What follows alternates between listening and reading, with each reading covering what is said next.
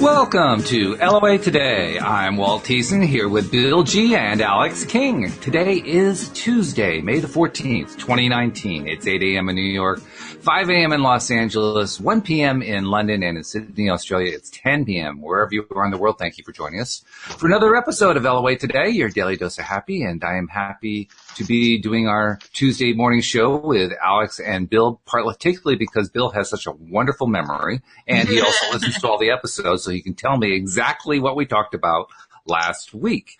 And if it weren't for that, I wouldn't have a topic today. But Bill, thank you for saving my bacon. I appreciate it. Because Bill remembered that we're supposed to be talking today about how to use SRT, spirit response. Is it spirit response therapy or spiritual response therapy? It's spiritual response therapy. That's what I thought, yeah. Yeah, we kept going back and forth, and I said, I don't know whichever it was. SRT, using SRT in your daily life. Yeah. Because, certainly we've done a lot showing how things work when you work with an SRT specialist, a practitioner. Do you call yourself a practitioner, a coach? What do you call yourself? I call myself a certified consultant. A consultant, okay. Yeah. So when you work with a consultant. But a certified consultant. Certified. Yes. The certified part is really important. Yeah, well, I paid enough for it, so. Exactly. You claimed your title. Yeah. Yeah, you almost should have like initials or something like that, shouldn't you? Isn't that the way it usually works with degrees? Or I don't know, maybe it's not certifications, but anyway. So we want to talk about CC after his name. CC? Yeah, that's an idea. Yeah. Okay, that works. So, we want to talk about how to apply it just for anybody who wants to try to apply it in their own lives. And I know, Bill, you kind of started that way because you were trying to help yourself and your wife, and you kind of stumbled upon this thing. And I don't remember the exact story, but I remember you told it the first time around. Well, the first time and also, we'll not just talk about SRT, but we'll also talk about any other kind of healing modality or whatever that any kind of practice that you get into. I started out learning SRT. I first started out learning Reiki. And the reason why I learned how to do Reiki was, again, to help my wife out because she was going through acupuncture school at the time. And she was learning about energy work along with her acupuncture curriculum, mostly about, guarding your energy. So that way when you're working on somebody, especially when you got somebody on the table, you can oftentimes take on their energy. Massage therapists run into this a lot. Linda Armstrong told a story about a massage therapist friend of hers that was working on people, and she would feel so drained afterwards. And my first question to that person would be, okay, are you grounding? Are you when you're working on somebody? Are you after each client? Are you cleansing the energy off of you?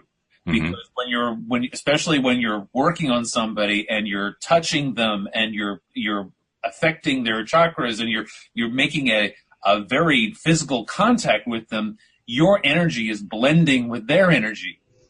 And so if you're pulling bad stuff off and you're releasing tension, because tension is when you have muscle knots, that is energy.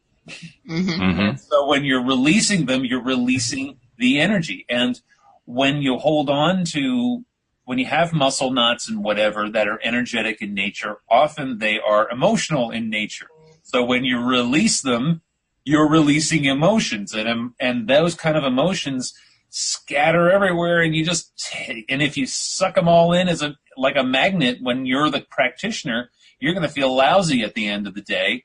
Yeah. And so you have to be constantly clearing, you have to constantly be grounding. And so we learned Reiki for that purpose, because Ina knew she was going to be doing work on clients, and clients don't come to you unless they've got problems. No kidding, really? Yeah. And so you take on that energy, and so you need to be able to release it. So we both learned Reiki together, and I found right away that I liked it. I found that, my teaching background enabled me to be a teacher of it. So I was a teacher for a while. And then years later, we moved into a house that had a lot of non-physical entities coming in all the time because it was on the conjunction of a couple of energy ley lines or, energy conduits that are on the earth. And so it was Grand Central Station for non-physical entities. And so, we had the South Jersey ghost hunters in there, and they were like, yeah, you got a haunted house here. And we're like, what do we do about it? They're like, oh. But then one of them happened to know of this SRT practitioner, and so we gave her a call. We did a session with her about the house, and she cleared the house. And then she said, this is going to have to be done pretty often in order to keep the house clear, because you can't stop the energetic flow of what your house is. And so she suggested that one of us actually learns SRT so that way we can actually do this on a regular basis. And I found this guy up in North Jersey, a guy named Reverend Ray de la Cruz. And so I spent a couple of weekends up there learning SRT for the purpose of clearing my own house. I had no intention of using it for really any other purpose. But the main part of the training, though, is working on yourself. And so in order to understand how SRT works, you have to be doing constant clearing of yourself. And I warn my clients sometimes when they come to see me that after a 2-hour session, you're going to feel a lot of energy movement. It's going to feel draining. You're going to feel tired. You're going to have some symptoms. You're going to have emotional emotional stuff is going to come up. Memories are going to come up. When you're doing an SRT training and you've been doing this for 8 hours in a day, you're going to feel some stuff. It is very, very heavy work. And you're only working on yourself. You're not working on other people. The SRT training program is not really designed to be a method that you learn to build into a business until later. That comes later. Initially, the basic and advanced training is how to work on yourself. And that's why I recommend that for people who've got a lot of stuff they need to work on.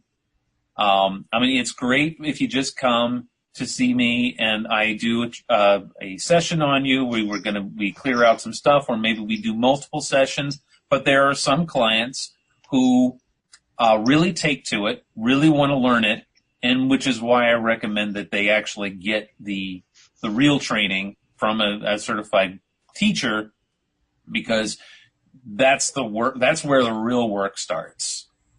And the real work never ends. Even this past weekend, my wife and I have been we spent hours and hours this weekend working on ourselves, because, we work on our relationship, we work on our career, we work on everything that works around that. We're trying to... Excuse me.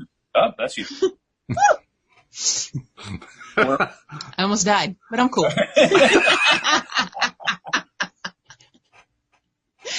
But anyway, we're constantly working on stuff within ourselves, and every time you peel back the onion, there's more and more to do. Every time I think I got myself covered, we do a session together, and we realize, wow, there's more stuff to do. There's more lessons to learn and more life path that we need to figure out.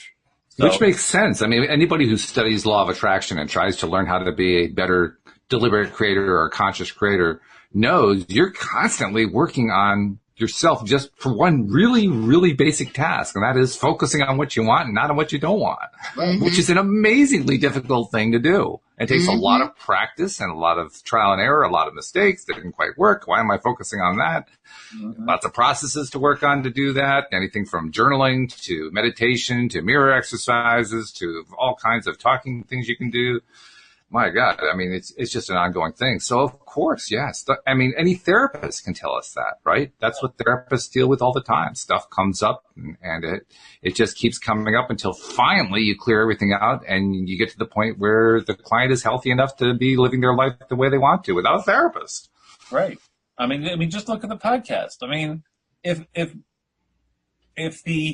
law of attraction was simply focus on what you want, not what you don't want, see you later. Yeah, bye. End the podcast. Have fun.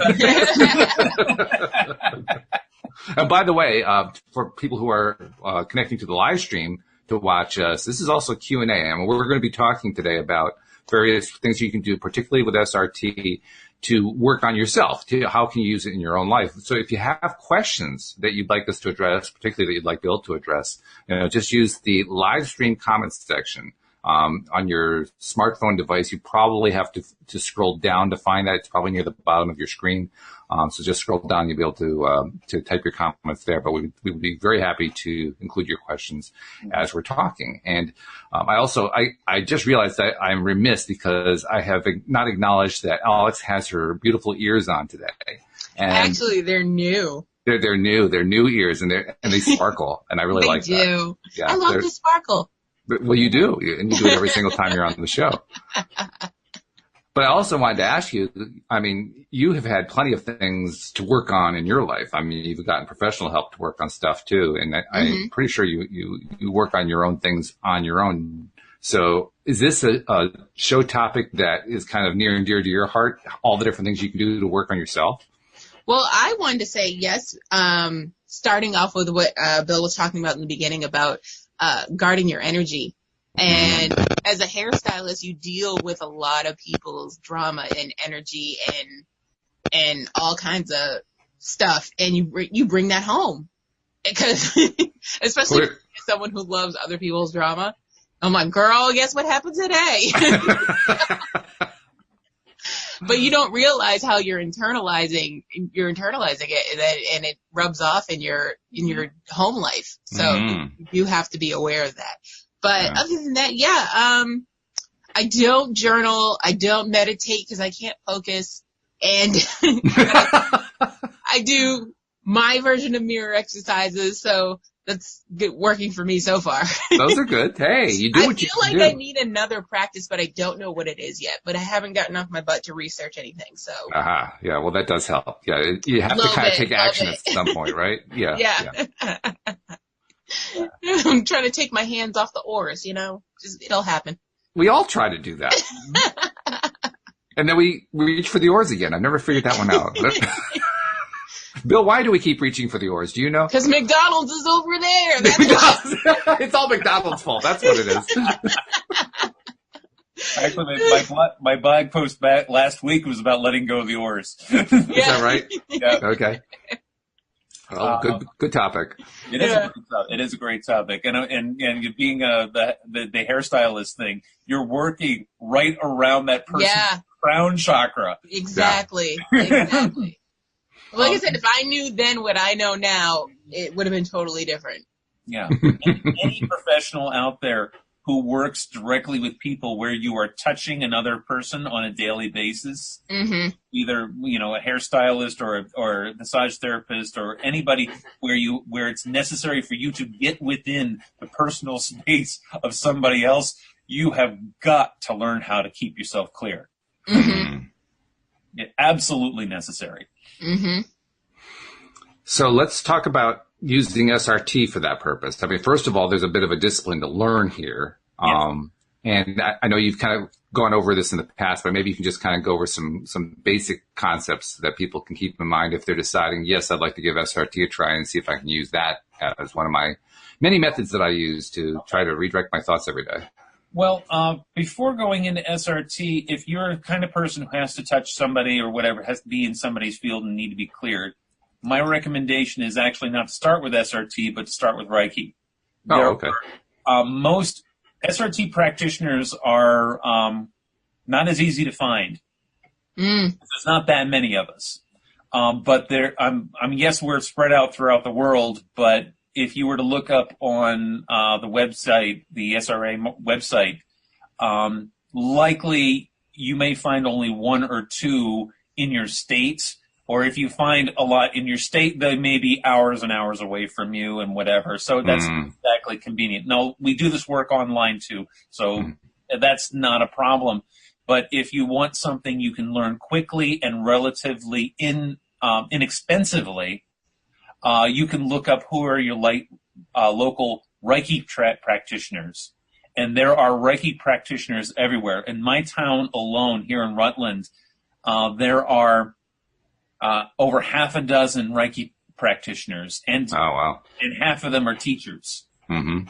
And so, I mean, there's this guy over at the Pyramid Holistic Wellness Center. There's another person at the Vermont Herbal Shop, and all of that is within a 10-mile radius of Rutland. And Rutland, we don't have that much of a population. We only have about 10,000 people in this whole city. Yes.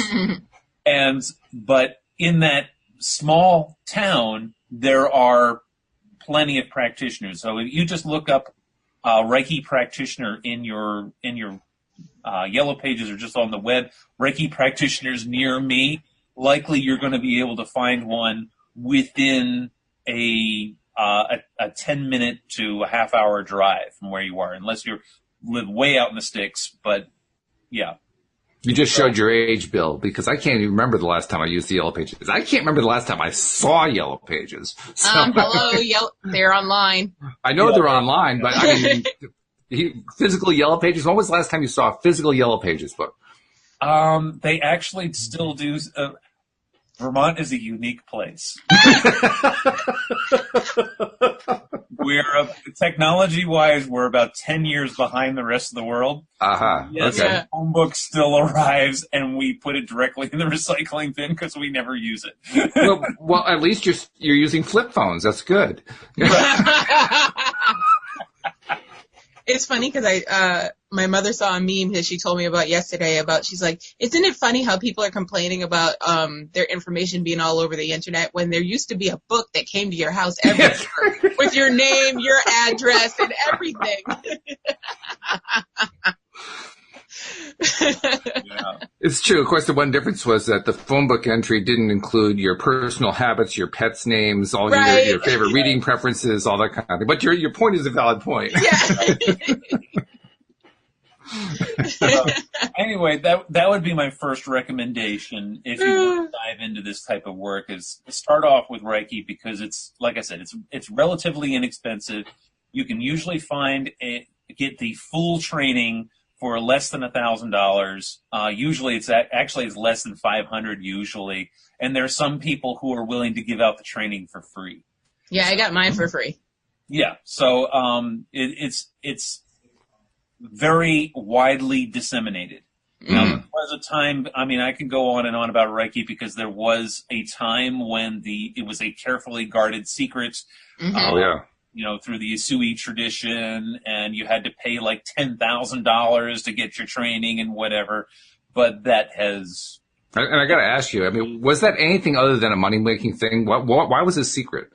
It was a secret because it was partially a money-making thing, but it was also the founders didn't feel at the time that the world was ready for that kind of healing, because they saw it as being kind of woo and whatever. And there were clinics in Japan that did this specifically.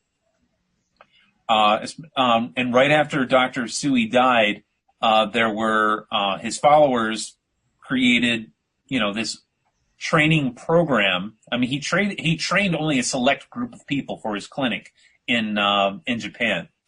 And this was back in the 1800s. So this was quite a while ago. And then after he died, his followers started teaching others, and then it started to grow and grow and grow. And but again, they kept it a very carefully guarded secret. I mean, I learned Reiki in the mid-1990s, and at that point, it was difficult to find a Reiki practitioner. And when you did find a Reiki practitioner, you found a Reiki teacher, they charged you through the nose for getting the training. Right. And then in the late 90s, early 2000s, a democratization took place. where practitioners started to incorporate different types of healing into Reiki. And now there are not just, when you go to a Reiki practitioner, it's not just one Reiki person or one Reiki tradition now. There are now dozens of different Reiki traditions. Like, for example, the teacher in town here at the Pyramid teaches a traditional Usui Reiki, whereas the person over in West Rutland teaches what she calls fire Reiki. And again, she learned traditional Reiki, and then she learned a supplemental Reiki called fire Reiki. Now, I haven't experienced it yet, but it sounds interesting. Mm-hmm. But, I mean, there are literally dozens of different brands now of Reiki, depending on whatever teacher. And like you said, you got your Reiki training for free. Whereas, if you get to one of these more specialty brands, you'll be paying a little more for it because you'll be learning it directly from the person who developed it. Mm-hmm. I think that's healthy too, because ultimately we want this kind of thing to be widely disseminated, I think. I mean, right. I can understand where the founder was coming from, particularly in the 1800s. But yes. By the same token, he was just reacting to fear. I don't know if you realize that, but he was just reacting to fear. And, the more fearless we become, the more everybody benefits from it. And we're creative beings. We are all of us creative beings. Therefore, as we develop something new, we're doing it because we're creative, not because we're thieves, just because that's we do. We are creators. So, of course, creators are going to create. And that's what just adds and adds and adds and adds to the I guess you call it the race consciousness or the global consciousness or something. Right. We just learn more and more and more that way. Okay. Well, after you've done Reiki and you get to feel the energy coming out of your hands and all that stuff, and you get to and you learn how to ground, because that's the one thing that Reiki teaches you better than anything else, I think, is teaches you how to ground, how to balance your chakras and keep yourself grounded. Mm-hmm. Now, if you want to take it a step further, okay, if you want to really figure out what your soul programs are that are preventing you from living your best life, then you can move on to SRT after that. Or, I mean, there are other modalities out there, but that's the one I'm familiar with, is SRT. And you start off by finding an SRT practitioner and having a few sessions and see if it resonates with you. If it resonates with you, then, and you want to learn it, then, you seek out a certified teacher and you actually pay your money and get the training. Word of caution, though. Mm-hmm. When you're doing the work of clearing yourself, you have to be very careful about how you use this, because this is powerful technology. If you are asking questions or trying to clear some stuff out from a position of lack, you're going to find yourself going down certain rabbit holes that is difficult to get out of. I've known several people who learned this technology, and it became an obsession for them. And the reason why it became an obsession for them is because their vibration was at such a low level that they were asking the wrong questions, or they were framing the questions in the wrong way. And yes, there is a right and wrong way to do it, because the right way to frame a question is to release your ego and to ask the question from a position of abundance. Mm-hmm. That I am receiving the love of the universe, and that I am learning things to clear and make myself a better person. Mm-hmm. If you approach it instead saying, I want to help the world because the world is broken. I want to help other people because other people are broken. Then you're going to run into problems, because then all of that becomes a mirror for yourself, and you're going to start getting answers to questions that are guided by ego rather than guided by high self. Because I can take a pendulum and I can ask a question, and I can keep my ego at a very high level, and it's going to tell me exactly what I want to hear. Mm-hmm. because it works by subtle muscle movements of your. Right. It is an unconscious. I mean, the reason why we use a pendulum is because the swing of the pendulum is guided by your subconscious. And if your subconscious is not at a high vibrational place, or the question that you're asking is too emotionally charged, where you can't put your ego aside, it's going to give you the answer you're looking for and not the answer that you need to hear. Mm-hmm. And if you start believing those ego-guided questions, it can make you paranoid, especially when you start, because we deal a lot with non-physical entities. You can start developing an elaborate fiction around how you are this light warrior fighting demons, what is it? What was that movie? John Carpenter. Oh. Yeah. Yeah, John Carpenter style. Yeah, or I'm trying to think what that was called. or like Neo or whatever. Neo. The Matrix. Are you talking about Constantine? Constantine, yes, Mm-hmm. yes. But yeah, you could, if you start thinking in those ways, Mm-hmm. you're going to drive yourself crazy, and it's not going. It is not going to be. It's not going to be a good thing. You're actually going to be doing more harm than good. I mean, it's just like any other kind of skill that you're learning. If you don't learn to do it right, you can hurt yourself. You're learning how to use a nail gun. You don't know how to use a nail gun, and you're trying to use a nail gun. You're going to hurt yourself.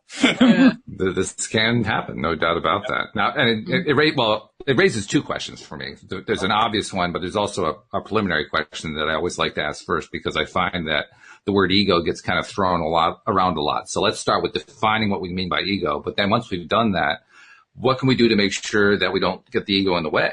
Mm-hmm. All right. Well, first of all, we define the ego as those. It's a very physical-based place to be. Your ego is the part of you that needs constant stroking and reassurance that you're a good person and I'm doing okay and that I'm loved, and it's very externally based. Ugh, I dated a guy like that. So annoying. Yes, it's so. So when your ego is happy, it's usually externally based, and when your ego is unhappy, it's usually externally based, where you're looking for verification, for validation. Would it be fair to say then that this particular definition of ego that we're using here today would be somewhat equivalent to having low self-esteem or self-confidence? Mm-hmm. Absolutely. So if you're finding that the question that you're asking is where you're seeking validation of any kind, does this other person love me? Do the spirits love me? Are angels watching over me and protecting me and keeping me safe? Those are ego-based questions. Mm. And when you ask those questions, you're going to get answers according to however you are feeling at that moment. Right. Which is very annoying. I mean, because yes. you think you're getting good answers, and you find out all you're doing is just mirroring your own stuff back at you. Yeah, you're just reading yourself. Exactly. Now, I have a question. Yes. If can this also, have you ever had a client or a patient, I don't know which one you call them, repeatedly come to you in feeling like they can't do anything in life unless they ask you what spirit says? 90% of them. So there's a little consistency here. Okay. Because I find that a lot with psychics. There are some people that fall into it and they're like, oh my God, I need to talk to my psychic before I make this decision. And it's like their entire life. Like they're running money into the ground because they're going to see these psychics every 5 minutes. Yeah. So You see it on Facebook too. You see people saying, you know, I keep seeing number combinations. What do the number combinations mean? I keep seeing these signs. What do these signs mean? Yes. And the answer to that question is, if it means something to you, then it probably means something to you. Exactly. Right. If it doesn't, then don't worry about it.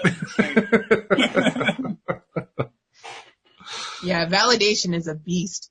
It is a beast. It is a beast. And now, you can see, I mean, I'm not saying, you know, people shouldn't see me. I'm saying that's I'm saying that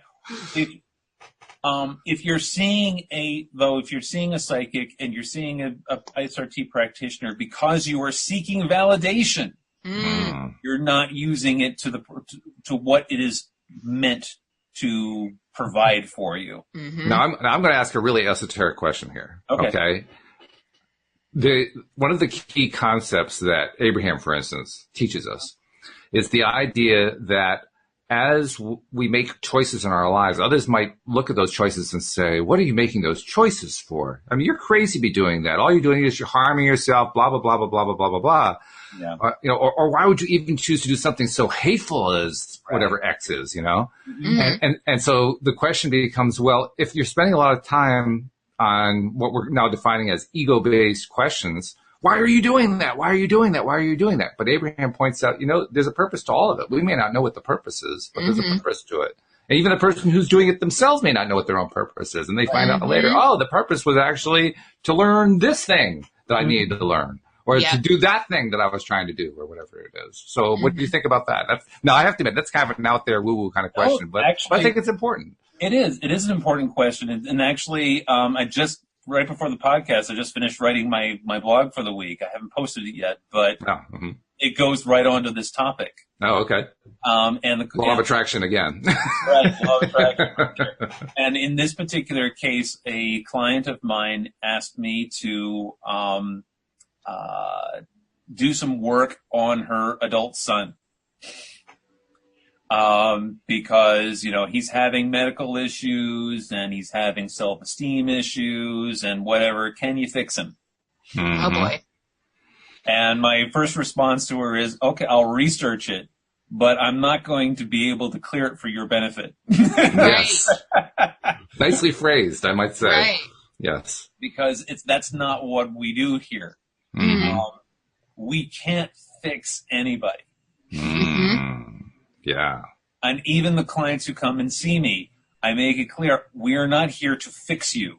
We are here to provide you with information for you to fix yourself. Yes. Yes, the idea is that somehow people think that somehow I can repair somebody else, that I can make somebody else better, ignoring the fact that the only person who can make that person better is themselves. Right. And who's to say that they need to be better? That's and there's what that your point, vision of them is. That, exactly. Yeah. And that's what Malabika was saying when we had her on too. Is that he asks a student when someone wants to take her class, the first question she asks is, "Why do you want to learn this?" And if their answer is, "I want to help heal the world," she's like, "Well, then this isn't for you," because you're going to be taking the class to learn how to heal yourself. And or maybe make a deal with the person. Tell you what, heal yourself first and then come back. or I'll help you heal yourself and then come back. You know? Actually, she doesn't even go that far. She says, no, you're coming here to heal yourself. You're coming here to learn how to heal yourself. And then after taking the basic class and taking the advanced class, and you've been doing it for a while, and then you decide, hey, I want to help others now because I've got my own crap together. Then then there's an application process. There's another class you have to take. And then that's no guarantee that you'll be able to practice as a certified consultant. You actually have to submit an application to the certification committee, and then the certification committee reviews your application and then breaks out the pendulum. They ask high self, what is the percentage of ego for this person to be doing this work for others? And if they get anything over 10%, they reject the application. Wow. That's interesting. And I would also think, too, that there are going to be some people who will actually follow through, and they're going to be the small minority who will follow through and become certified and get all this, learn all this stuff and become like what you do. They become a certified consultant, I believe. Yeah, a professional. Yes. But I'd also be willing to bet that there's a whole lot of people who, if they actively get involved in, okay, I'm going to work on myself. Yes, I really want to work on other people, but I agree, I'll work on myself for a while. And they keep working on themselves. I bet you there's a whole lot of people who get to the point where they just say, you know what, it doesn't really matter whether I'm helping anybody else anymore. Right. Well, and actually that should be the place you should start. That's the place you start, because the place you start is, I'm here to help myself, and I'm going to keep working through my stuff. And like I said, this past weekend, my wife and I we worked for hours on ourselves. Mm-hmm. And I've been doing this work since 2003. You'd think that I had gotten it together by now. But no. And I would also think that there are going to be people, I'm thinking of Linda Armstrong, I'm thinking of you, who get to the point where they have such connection to energy that all they're doing a lot of times is just putting out good energy to people and healing that way and not worrying about, I got to fix anybody. Just here comes the good energy. It's pouring out. Be ready to receive it. Mm-hmm. Which is a way of satisfying that need to help the world, but to do it in a way where you don't get caught up in, oh my God, things aren't improving as fast as I want them to. Why doesn't anybody learn this stuff? What's wrong with people? It's very frustrating when when a client sees me, especially a client who sees me often. We provide very clear instructions from Spirit. And then they go home and do the exact opposite.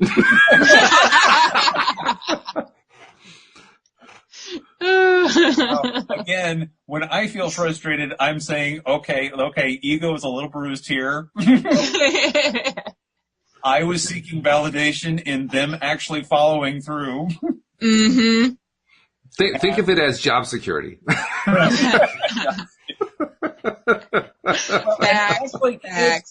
It's actually funny about that, because yes, those types of clients are good for the cash flow. They are. They start really growing very well. But they're not good for your energy, though. They're not good for your energy, and they're very, in the long run, they're very frustrating. As a practitioner, they're very frustrating to work with because of the fact that they can't seem to get past the basics. Mm-hmm. And so as a practitioner, you feel ineffective after a while. And then after a while, you're like, okay, this is not working. We need to refer you out to somebody else who might be able to help you better, because I say stuff, Spirit says stuff, you go home, you do the opposite. This is where I admire people like my wife. And the person that my wife was a psychotherapist for 10 years, and the person that my wife saw as a psychotherapist, and the few other people like them who all have the philosophy, grow or go. If you aren't here to grow, if you aren't here to get better, get out of here. I'll kick you out of my office if I have to. Right. I think those people are probably doing more service than any other practitioner of any kind in the world. Right. Yeah. And actually, every practitioner runs into this. I mean, whenever I go to see my dentist, and my dentist is like, "Wow, your teeth are doing pretty good." And I was like, "Well, you told me I needed to get a water pick, so I got a water pick." And they were like, 99% of the people who come in to get their teeth cleaned don't listen to a darn word I say, and they come back and their teeth are all rotting out. And so it's the same deal. I mean, if you're going to see a professional to get work done, and they tell you to go home and do something different that you've been doing, because whatever you're doing clearly isn't working. It's not working, because we have evidence to show it. Mm-hmm. If you go home and say, whatever, and just do whatever you were doing before, that's shame on you. Mm-hmm. And it's not shame on your practitioner, you're the professional you went to go see, because they gave you the best advice they knew how to do. Now, if you think they're giving you bad advice, then go see somebody else. Right. But yeah, that's the thing that gets me. Why would you keep paying good money in order to not follow the advice of the person you're paying? right. I don't follow that one. Yeah. I never have. I've never really understood that. I know people do it. Right. I just don't quite. I mean, I understand there's dependency involved. I understand that there's weak self-esteem involved, and so I can kind of, come to terms with it that way. But deep down inside, I say to myself, "Are you crazy?" Right. And actually, that's the definition of crazy, to keep the same thing over Same and thing over and over again. Expecting a different Expect result. different results. Yeah. This is true. I remember the first time I heard that, I said to myself, yeah, well, that's obvious. How could that be a cliche? I mean, isn't that true? Not me. I was like, oh, that's deep. But to get back to my story of my of my client, when she asked me to clear her son and whatever, I did the research, and the research came back that this is something he needed to experience. Mm. And this was his life path. And I said, what you need to do, and I'm going to clear you now of your need to fix this. Because your son's is all grown up. He's in his late 20s and whatever. He's making his choices and he's living his life. If he right now is not in a place energetically to start working on his crap, to start clearing stuff out, or to learn from anything, or see a practitioner or whatever, there's nothing you can do to stop that. I had another client who came to see me, and her son was currently serving a term in prison for drug dealing. And her question was, where did I go wrong? And then the answer was, nothing. It's not about you. Yeah, it wasn't about you. It was about him. This was something he needed to experience in this lifetime. And yes, and we look at these people and we're like, what are you doing to your life? Why are you doing this? That is so wrong. And again, then you have to remind yourself, wait a second. Who am I to judge here? Yeah. I have my own stuff to work on. Right. No kidding.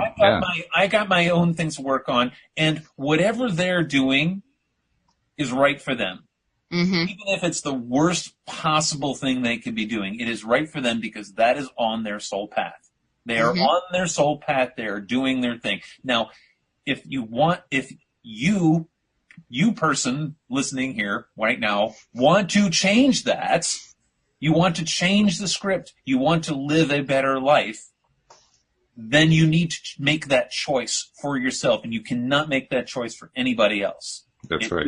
If you have a spouse that wants to not get involved in this stuff, and you do, yes, you're going to be moving in different directions, and you can't bring them along. You can't bring them along kicking and screaming, because they're going to keep doing what they're doing, and because this is all very, very internal work.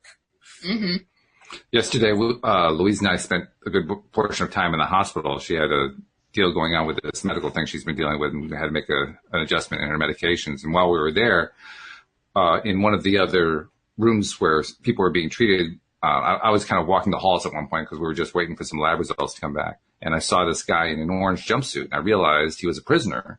And he was there with a couple corrections officers, and his face looked like it had been worked over by a baseball bat. I mean, it was just really, really not a very happy looking scene at all.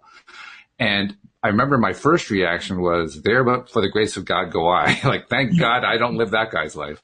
Yeah. And then wondering myself, why is he living that life that way? And then kind of getting to the point where you talked about, Bill, like, well, he had some reason to go there. I mean, I'm glad I'm not going down that path, but he has a reason for it, and I don't know what it is. And then I just moved on. And then I moved on. And even people who... No, I make that point because I could have gotten into, oh, God, we got to do something to save this poor guy from being beat up in prison. Right. I could have gone there. Or I could have gone into, well, I could have implied, well, he's probably there because he has a drug addiction.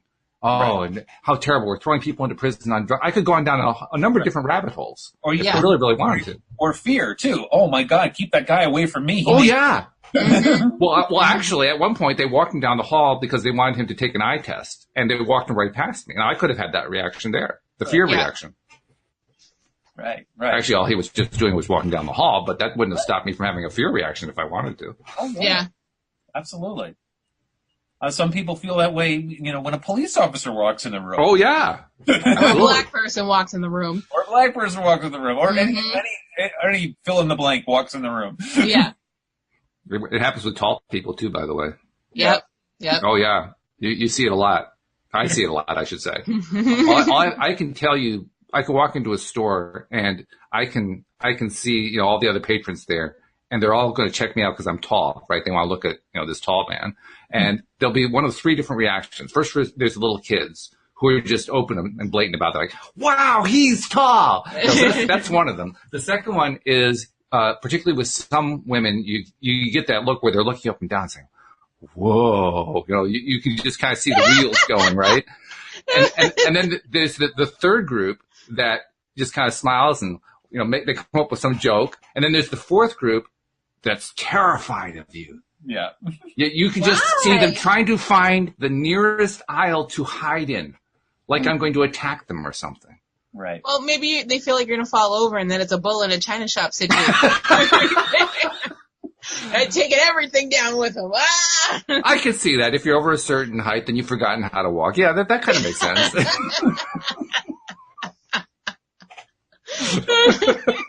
Right.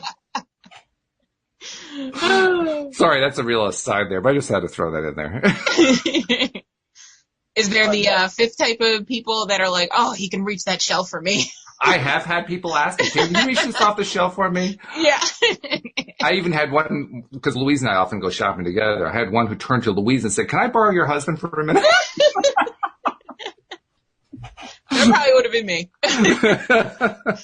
I've learned in life, you go to the wife first. That's right.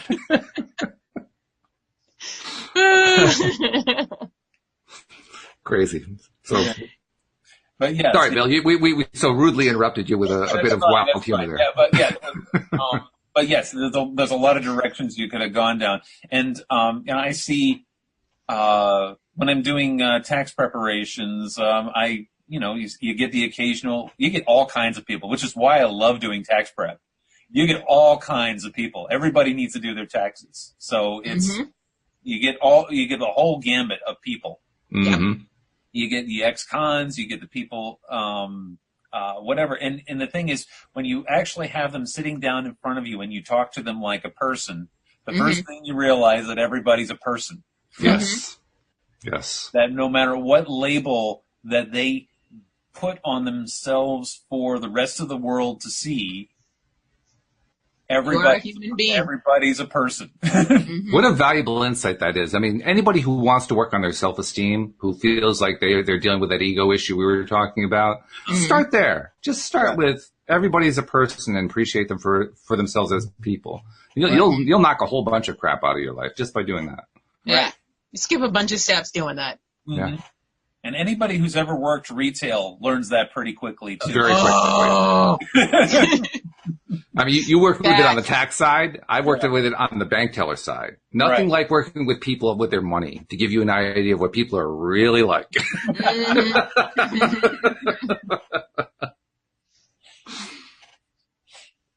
So anyway, we really distracted you, Bill, but go back to what you were talking about. All right, I've lost my train of thought, too. That it was very effective. I have to say, we did a good job. That's our job. I think we're actually where we're going here. We were kind of derailing you from the fact that you were talking about how when you're working on this stuff, you want to make sure you're not working from an ego point of view. Right. And then once you're not working on an ego point of view, once you have an appreciation of that, what's the next step? The next step is if you're going to be working on yourself, you have to make sure that your ego is as low as possible. And we include that in the training. Mm-hmm. And that what they talk about is keeping your ego at less than 3%. Mm-hmm. Why 3%? It's a number that Robert came up with. Oh, okay. I'll go with it. That's fine. It's a nice low number. I like that. That's good. 0%. If you go with 0%, ego, that's almost impossible. Then you're dead. Yeah.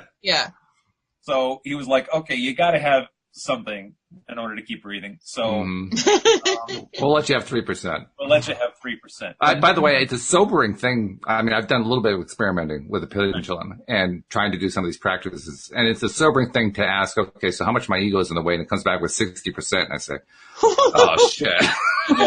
What's going on here? Or that you've done all this prep to work. You've done the whole prep to work. You got your ego down to less than 3%. You ask one question. It's like, okay, how much ego is attached to that? 90%. You're like, what just happened here? And what happened was the question had ego attached to it. The question had ego. Yep. Yeah.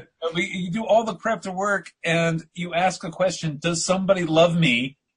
You've completely blown your cover. Right.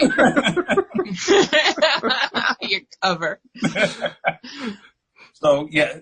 And so a better way of asking a question of that nature, if you're asking questions about relationships and that sort of thing, rather than asking, does the person love me, which is not, you're not going to get a right answer. Mm-mm. You can ask the question is, what is the percentage of positive, what's the percentage of positive energy towards the relationship with this particular person? And at the time, and the thing is, the question itself doesn't have a whole lot of ego attached to it because you're just asking for a number. You're not really asking for anything else.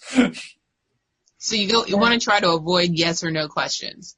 You want to avoid yes or no questions, especially when you're coming into questions about yourself. Right. Well, isn't this also about really kind of taking inventory and asking yourself just how strong or weak am I feeling right now? Just how vulnerable am I feeling? Just how controlling am I feeling? And just taking internal inventory and recognizing there is this state that's going on right now, and it's going to influence whatever question and answer I put out there and get back. Yeah. Mm-hmm. And actually, I printed out your Abraham Hicks emotional scale chart, and I've started using it right away. In fact, now every time someone comes to see me, I start there. Really? No kidding. Yeah. And because it is a great, I looked at it, I was like, oh my gosh, this is such a great tool to get a gauge of how much will their ego get in the way here. Oh, I see. Oh, that's a very interesting idea. Because if you're really low on the emotional scale, then your ego has more of a chance of getting in the way. Absolutely. Yeah. And the high end of the scale, then it's like, whatever, man, it's good. Let it come. I can deal with this. I got this. Yeah. It's funny. I've been using my own scale there, my own graph, and hadn't thought about it in those terms. But as I think about it, that's right. That's what that's actually telling me. It's telling me, am I in a good place for doing this kind of work? I wasn't using it that way, but that really is what it's telling me. So it's nice to know. Here I am not an SRT expert, and I've already contributed to it. How about that? Nice. Well, you contributed to my work because now I'm going to use this for every client. Because this is awesome, awesome stuff. Excellent. Wow. I feel really good right now. Thank you. Good. So again, when you're doing the work for yourself, check into your emotions, see where you are. Check into your ego, do the prep to work, get it down to less than 3%, but then also check into your emotional state. Where are you right now in your emotional state? So that will give you a better gauge of what your ego's ability to come in and run interference. By the way, I wanted to mention something here, and this is going to sound a bit egotistical, but it's also the topic I'm addressing, so that's why it's going to sound this way. Okay. When I created this scale, I didn't do it with any concept of what you just described. It was not done for the purpose of giving you this tool to start off your sessions each time. I didn't do it for anything like that. I did it just because I wanted to find out where I was, and sometimes I just couldn't even tell, and it ended up producing a result that made my ego feel good. Right. And I think it's a key point. I wasn't aiming to make my ego feel good. Yes. And that's when you get the best strokes because you're not focused on that. Right. Whereas if I went at it like, oh, geez, I got to create this scale because if I can do it just right, my ego's going to get stroked. Then you're on the wrong path. Right. Yeah, I'm gonna publish 1 million of these, and I'm gonna be rich. I'm going to be rich. Yeah. Yeah. It's all about intention. It is, yeah. And your intention came from the right place. When you developed it, it was coming from the right place. It's like, I just want to know where I'm at. And this is a great, and I read about this. I understand this emotional scale. I understand that when I'm at a certain place, this is what it means. I can create this for myself. And then when you created it, it was like, wow, this is really useful. And then you told Louie about it, you told Joel about it, you told, and then when you told me about it, it was like, give me that. Give me a copy, yeah. Because I need that. Because I've been running into this problem a lot with clients where their egos get in the way. And it's hard for me to get through that. And then after I started seeing it, I was like, wow, this is a great tool. Mm-hmm. That's great. And I have no ego in the way here. If I see a great tool, I'm taking it. Absolutely. I don't care if I was the one who wrote it or not. And there's a key point here. The key point that I'm trying to get to, and I don't think I really stated it yet. The best way, if you want to help other people, the best way to help other people is literally to help yourself. Because look what happened. I did this to help myself. Right. Without any intention of this helping anybody else, and it helped other people. Awesome. To me, that's the big lesson right there. You work on yourself, knowing that if you do that, other people are going to be helped. You won't necessarily know who they're going to be. It won't be, well, I'll be able to help my son if I do this, or I'll be able to help my friend if I do this. Mm-hmm. It's rather other people will benefit. Right. Mm-hmm. And maybe not today, maybe not tomorrow, maybe not even 10 years from now, but somewhere, somehow, someone's going to be helped by it because you helped yourself. Yes, exactly. That's a good note to end this on because we're almost done with our hour. But that was that was really good. So let's keep this going for next week because I think we're on a good roll here. So continuing the personal development aspect of how do you use these things, especially at SRT in your own life. I do want to remind people about becoming a subscriber to the podcast. If you're not yet a subscriber, it's really easy to do. I've even made it simpler by putting into the webpage at loatoday.net the ability to detect your particular device. Up until now, we've been detecting iPhones and Android phones, which is like the largest segment of the population. But I've actually added in stuff for Mac users and for PC users. So almost any device you're connected with now. But the only thing that I don't have anything specific for is Linux users, and I haven't detected any large numbers of Linux users. So I'm kind of put that one aside for a bit. But 99% of the time, it's going to connect to your device and it's going to say, okay, yes, here's what you got to do. And it's really easy. So just go through the steps. Make yourself a subscriber. And then just like that, all these episodes are coming right to your device so you can be listening to us all the time. And then when you're listening, share the fact that you're listening. Tell other people. Let them know about it. Tell them about this. Tell a friend to tell a friend. Tell a friend to tell a friend. Exactly. Tell them about this cool episode you heard about. Wow, yeah, if I work on my own stuff, other people benefit. Cool. How cool is that? Good stuff. And if you're listening to our live stream, make sure that you're subscribing on YouTube. And I always defer to Alex because she explains it so much better than I do. How do you get the notifications on YouTube once you're a subscriber? Well, once you're a subscriber, you can go right next to the subscribe button and there's a little bell. And if you hit the little bell, it'll notify you every time that we're live.